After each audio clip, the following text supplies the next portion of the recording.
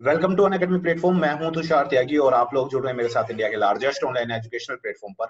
तो यहाँ पर आज जो हम चर्चा करने वाले हैं, बात करने वाले हैं, तो हमारे साथ जुड़ रहे हैं शिमू दयाल दादरवाल, जो कि खुद राजनीति विज्ञान के व्याख्याता हैं। और शिक्षा के क्षेत्र से अगर मैं बात करूं तो सर का लंबे समय का एक अनुभव रहा है शिक्षा के क्षेत्र से, अध्यापन के क्षेत्र से। तो आज सर से हम बात करेंगे कि जो प्रिपरेशन है या तैयारी जो है वो किस तरीके से प्रारंभ करी जाए। उसके अलावा एक विद्यार्थी जीवन में कौन कौन सी परेशानी आती हैं, उन परेशानियों का समाधान कैसे होता है, और अपने निर्धारित लक्ष्य तक आप किस तरीके से पहुंच सकते हैं।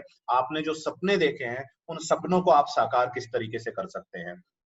तो सर, सबसे पहले तो अनअकैडमी प्लेटफॉर्म पर आपका स्वागत है। जी नमस्कार।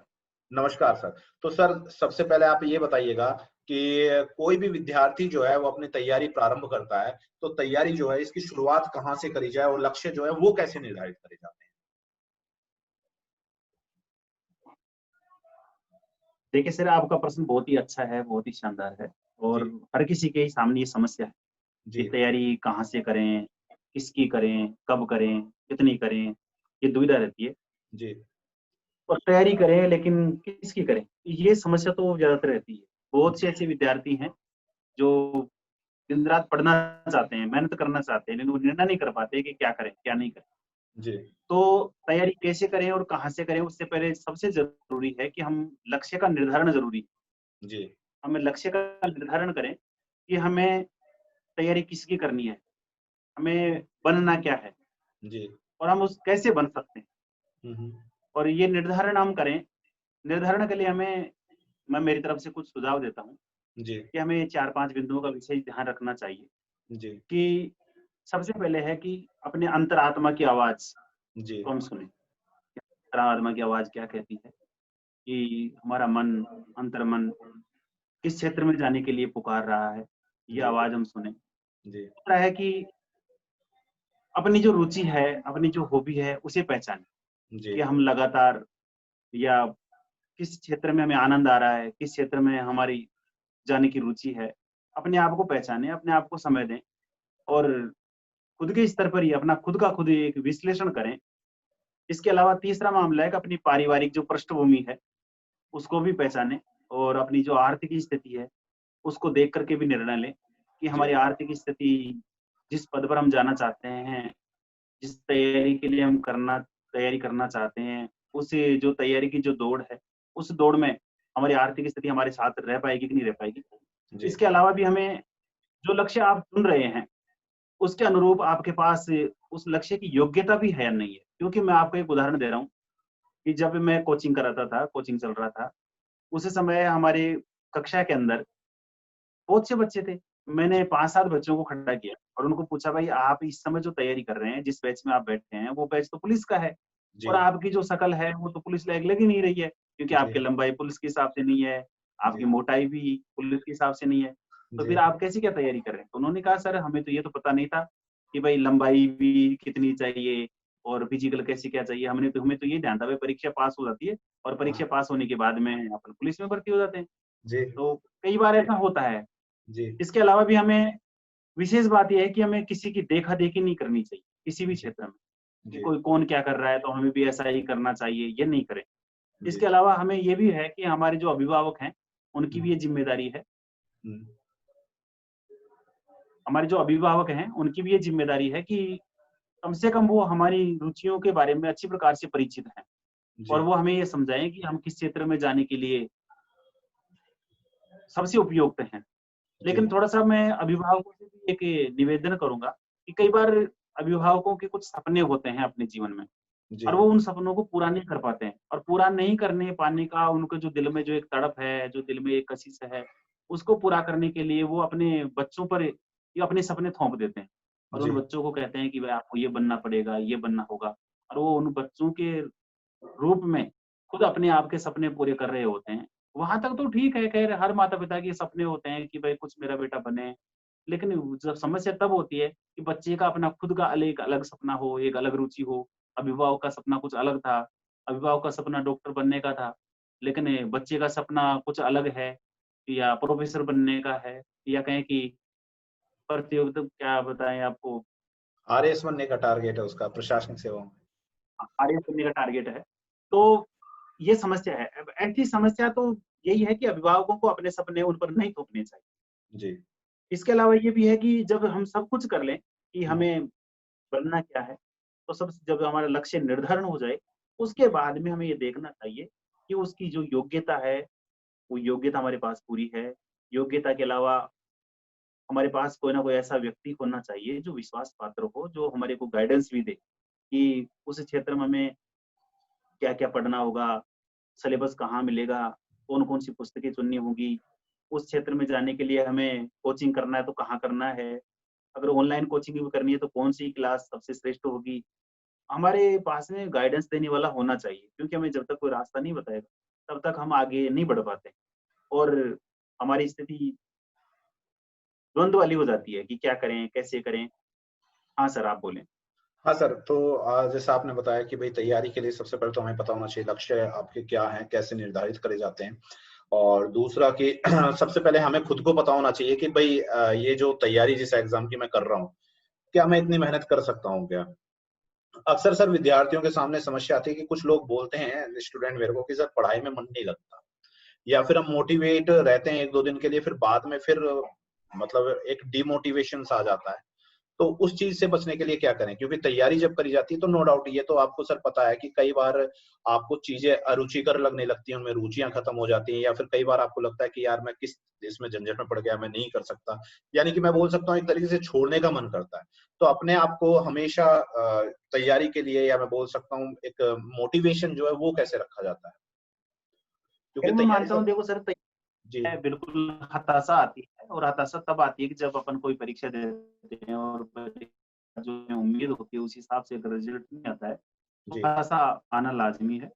जी, लेकिन हताशा या निराशा कोई उपाय नहीं है जी, और इस मामले में विशेष हमारे जो अभिभावक हैं, माता-पिता हैं या परिवार में कोई हमारा जो गाइडेंस कर रहा है, जो जी, ज़िम्मेदार है, वो भी मात्र थोड़ा ध्यान रखे कि जी। कौन से समय में कहीं ज़्यादा हताश तो नहीं हो गए। क्योंकि हुँ, जो हुँ, बच्चा या कहे कि प्रतिभागी जो विद्यार्थी हैं, जो लगातार तैयारी करते हैं, हुँ, घंटों-घंटों मेहनत करते हैं, सालों-सालों तैयारी करते हैं और फिर जब रिज़ल्ट को अनुरूप नहीं पाते हैं, अनुकूल नहीं पाते हैं, हुँ, तो स्वाभाविक है कि दुःख तो होगा और वो हुँ, अंदर तक अपने आप में एक झकझोर दिए जाते हैं और उनके सामने ये समस्या आती है कि यार अपन ने तो शायद रास्ता ही गलत चुन लिया।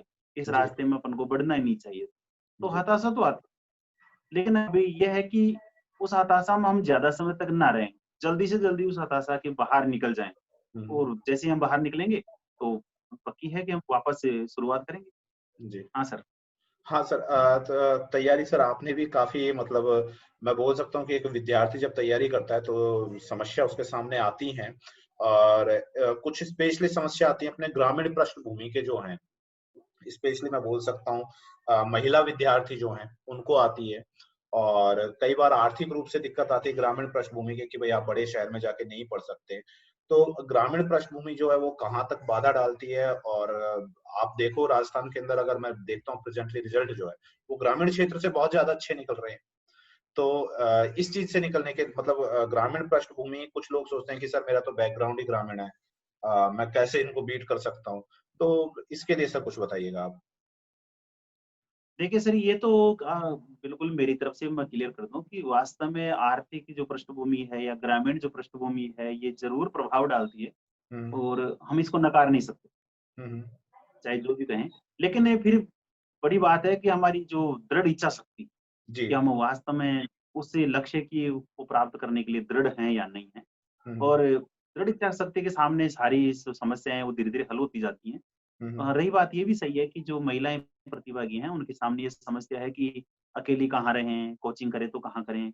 और बड़ी समस्या है कि घरवाले कई बार सपोर्ट नहीं करते हैं। जी, कई बार जो मम्मी-पापा हैं, वो तो बहुत सहयोग कर चुके होते हैं, लेकिन अचानक शादी वगैरह हो जाती है और जब तक उनका कहीं नंबर नहीं आता है, तो जी, बाद में पतिदेव हैं या जो ससुराल है, वो उनके ऊपर इतना खर्चा या इतना ध्यान नहीं दे पाते हैं, जितना उन्हें देना चाहिए था। जी, तो उनके जो सपने हैं, वो धीरे-धीरे उनका मन कुंठित होना शुरू हो जाता है। ये बात जी, तो ठीक है ख़ैर, लेकिन देखिए फिर भी अगर आपकी इच्छा शक्ति दृढ़ होगी और अगर आप अपने माता-पिता को विश्वास में ले पाएँगे या अपने जो ससुराल है या परिवार है, उसे अगर विश्वास में ले पाएँगे कि जी, आप बहुत बेहतर कर सकते हैं, तो हुँ, धीरे-धीरे ये क्लियर है कि बाधाएँ दूर होती चली जाएँगी। जी। हाँ सर। सर ग्रामीण क्षेत्र में एक दिक्कत आती है कि संसाधन जो है ना, उनका कुछ बोलते हैं कि सर हमारे पास बुक नहीं है, अच्छा मैटर नहीं है, अच्छे गाइडेंस नहीं है। तो अगर देखो प्रेजेंटली वर्तमान में मैं देखता हूँ, आपने दोनों मोड देखे हुए हैं, ऑनलाइन भी देखा हुआ है, ऑफलाइन भी देखा हुआ है। तो कहाँ ये जो ग्रामीण क्षेत्र के अपने विद्यार्थी हैं, ये अपनी तैयारी को घर बैठे किस तरीके से पूरी कर सकते हैं? इसको मैं बोल सकता हूँ एक फाइट में, इस प्रतियोगिता परीक्षा की जो लड़ाई है, या मैं बोल सकता हूँ प्रतियोगिता परीक्षा की जो ये रणभूमि है, इसमें किस तरीके से विजय प्राप्त कर सकते हैं? देखिए सर, ये वास्तव में मैं कहूँगा कि एक जी ऑनलाइन जो क्लासेज हैं, ये बच्चों के लिए या कहें कि प्रतिभागियों के लिए एक वरदान साबित होंगी और हो भी रही है। जी, क्योंकि अपन देखते हैं कि जैसे मान लो महीने, 2 महीने, 5 महीने, कम से कम भी 3 से लेकर के 5 महीने का एक कोर्स होता है, जी, किसी भी प्रतियोगिता परीक्षा का। जी, उस कोर्स के लिए अपन को अगर गाँव के हैं तो दूर शहर में जाकर के कमरा भी लेना है, उसका खर्चा भी मेंटेन है, भोजन है, पानी है, दूध है, जो भी है। और जी, इसके अलावा और भी खर्चे होते हैं, आना-जाना भी है। जी, और सब कुछ होने होता है, लेकिन आप देखिए मात्र 1 या 2 महीने का आपका जितना सा खर्च होता है, उतने से में आप सबसे जो बेस्ट क्लासेस चल रही हैं ऑनलाइन जी। भारत में, श्रेष्ठ जो क्लासेस हैं, हुँ, उनमें हुँ, से आप चयन करके और पूरे 12 महीने के लिए या कहें कि उस प्रतियोगिता की जो जितनी भी तैयारी है, उसे पूरा परिपूर्ण अब एक कोर्स आप उसमें ऑनलाइन ले सकते हैं जी, और घंटों-घंटों या कहें कि 5-5, 7-7 घंटे रेगुलर लाइव भी या फिर उनके वीडियो या ऑडियो आप सुन जी, सकते हैं, देख सकते हैं। जी, और जो भी बेहतर हमारे जो शिक्षक हैं, जो समर्पित भाव से मेहनत कर रहे हैं ऑनलाइन क्लासेस में, जी, वो एक अच्छे जो शिक्षक हैं, उनका हमें कहें कि अगर ऑफलाइन हम क्लास लेते, तो उन शिक्षकों के दर्शन भी नहीं हो पाते। उन जी, बिल्कुल। शिक्षकों से हम बहुत ही शानदार पढ़ सकते हैं और ये अच्छा मौका मिल रहा है और इसका जी, हमें फ़ायदा उठाना चाहिए। जी, हाँ जी जी। सर। सर तो इसके अंदर आप थोड़ा-सा एक लास्ट में मेरे को ये बता दीजिए, क्योंकि आज बात काफ़ी हो गई है, एक बार फिर हम दोबारा बात करेंगे, कुछ थोड़ी-सी चर्चा दोबारा करेंगे। राजस्थान के अंदर स्पेशली जो विद्यार्थी तैयारी करते हैं, तो अक्सर वो किताबों के या नोट्सों के जाल में फँस जाते हैं। तो सटीक तैयारी के लिए मटेरियल जो है वो कहाँ से देखा जाए आपका? या फिर मैं बोल सकता हूँ कि तैयारी के लिए आपका जैसे रिवीजन है या नोट्स की बात आती है, कई बार कुछ लोग बोलते हैं मुझसे सर नोट्स है ये कैसे बनाए जाते हैं? या नोट्स ज़रूरी हैं या नहीं है? तो इसके बारे में आप थोड़ा-सा गाइड कीजिएगा। देखिए सर, ये तो है कि भई अपन जिस जो भी मेहनत कर रहे हैं, जी, उसमें लाखों की भीड़ में से हमें अपने आप को श्रेष्ठ बनाना है। जी, तो किसी भी क्षेत्र में अपन कमी तो छोड़ ही नहीं सकते। जी, लेकिन मात्र ये कहना कि भई किसी भी क्लासेस के हमें नोट्स चाहिए और नोट्स के आधार पर हम आगे निकल जाएँगे, ये जी, तो संभव नहीं है। हाँ, जी, आपको ऑनलाइन भी पढ़ाई करनी है, साथ-साथ में पुस्तकें भी पढ़नी है और जी, नोट्स हो सके जहाँ तक खुद को ही बनानी चाहिए। जी, एक आध बार गाइडेंस ले लेना चाहिए और खुद के दम पर नोट्स बनाएँ, सबसे बेस्ट यही है। हाँ जी। सर। हाँ, तो सर आपका आज समय देने के लिए धन्यवाद। एक बार दोबारा फिर हम बात करते हैं, क्योंकि आज थोड़ी-सी सर समय की कमी है आपके पास भी, मेरे पास भी। इसी तरीके से हम मिलते रहेंगे और आप हमेशा जो हमारे विद्यार्थी हैं उनको गाइड करते रहेंगे कि किस तरीके से तैयारी करी जाए। कुछ छोटे-छोटे हम ब बात करनी शुरू करेंगे आपसे कि तैयारी कैसे करते हैं। उसके अलावा नोट्स जो है सर इसके भी आप तरीके बताएँगे थोड़े-से भविष्य में हमें, और नोट्स पढ़ने चाहिए तो किस तरीके से उनको हम रिवाइज़ करें। उसके अलावा सर जैसे राजनीति विज्ञान के आप व्याख्याता हैं, तो राजनीति विज्ञान की तैयारी कैसे करी जाए? कइयों का सपना होता है स्कूल व्याख्याता बनने का या कॉलेज लेक्चर बनने का, तो वो किस तरीके से करा जाए? तो इसके बारे में सर नेक्स्ट सेशन में हम बात करेंगे। तो हमें जॉइन करने के लिए धन्यवाद सर। फिर मिलते हैं एक नेक्स्ट सेशन में। जी, नमस्कार। नमस्कार सर।